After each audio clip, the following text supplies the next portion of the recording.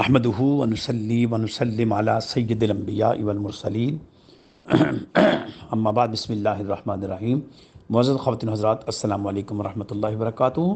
26 اکتوبر درس فضان حدیث نمبر 299 یعنی 299۔ آج کے حدیث کا عنوان ہے عورت بحیثیت ماں۔ حضرت ابو ہریرہ رضی اللہ عنہ سے روایت ہے کہ ایک شخص نے رسول کریم صلی اللہ علیہ وسلم کی خدمت میں آ کر دریافت کیا، اللہ کے رسول صلی اللہ علیہ وسلم، میرے حسن معاشرت کا سب سے زیادہ حقدار کون ہے؟ آپ صلی اللہ علیہ وسلم نے جواب دیا، تیری ماں۔ اس صحابی نے پھر پوچھا، آپ صلی اللہ علیہ وسلم نے پھر فرمایا، تیری ماں۔ اس صحابی نے پھر پوچھا، اس کے بعد آپ نے پھر فرمایا، تیری ماں، حتیٰ کہ آپ نے مسلسل فرمایا تیری ماں، پھر پوچھا تو آپ نے فرمایا تیرا باپ۔ یعنی اگر ہم اس حدیث کی روح سے دیکھیں تو 3 درجے ماں کے اور 1 درجہ باپ کا ہے۔ اس سے مطلب یہ ہوا کہ انسان کے حسن معاشرت اور نیک برتاؤ کا سب سے زیادہ حقدار اس کی ماں کو قرار دیا گیا، اور سائل کے مسلسل 3 بار سوال کرنے پر بھی ماں ہی کو بتایا، اور چوتھی مرتبہ باپ کا ذکر کیا۔ حضرت ابو اسامہ رضی اللہ عنہ نے روایت کیا کہ رسول کریم نے ارشاد فرمایا، میں انسان کو اس کی ماں کی بابت تاکیدی حکم دیتا ہوں، انسان کو اس کی ماں کی بابت تاکیدی حکم دیتا ہوں، انسان کو اس کی ماں کی بابت تاکیدی حکم دیتا ہوں، میں انسان کو اس کے والد کی بابت بھی وصیت کرتا ہوں، میں انسان کو اس کے رشتہ داروں کی بابت بھی وصیت کرتا ہوں جو اس کے باپ کے بعد ہوں گے، اگرچہ اس کو ان سے تکلیف پہنچے۔ اب آپ یہ دیکھیے کہ اسلام نے حقوق کا تعین کیا ہے، اور حقوق کا تعین اس انداز سے کیا ہے کہ آپ نے جو سب سے زیادہ آپ کے اوپر جن کی رسپانسبلٹی ہے وہ ماں باپ کی ہے، اور ماں باپ میں سے ماں کی زیادہ ہے۔ ایک اور صحابی آئے، انہوں نے عرض کی، یا رسول اللہ صلی اللہ علیہ وسلم، میں جہاد کرنا چاہتا ہوں۔ تو آپ نے فرمایا، کیا تیری والدہ زندہ ہے؟ انہوں نے عرض کی، یا رسول اللہ صلی اللہ علیہ وسلم، جی ہاں۔ فرمایا، جاؤ ماں کے پاؤں سے چمٹے رہو، وہی تمہارے لیے جنت ہے۔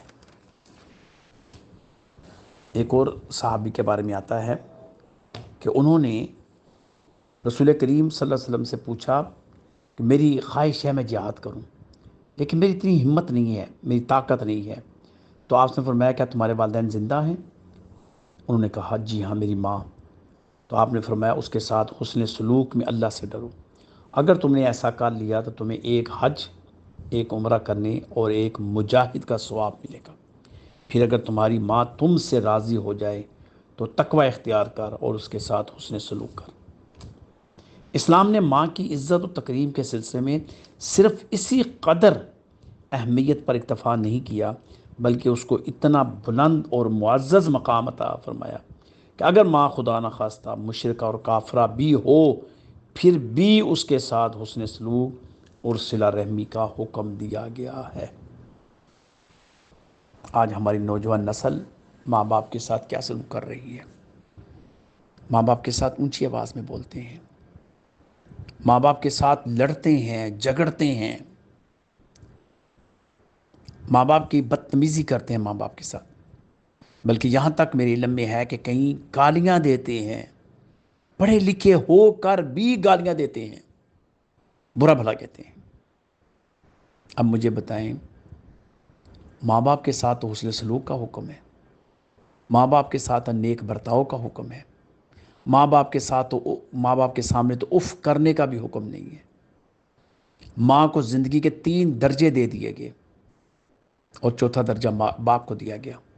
ماں کے قدموں کے نیچے جنت رکھ دی گئی، باپ کو جنت کا دروازہ قرار دیا گیا، اور یہ بھی فرمایا گیا کہ اگر تمہیں جنت چاہیے تو ماں باپ کے پاس بیٹھ جاؤ، وہی تمہاری اصل جنت ہے۔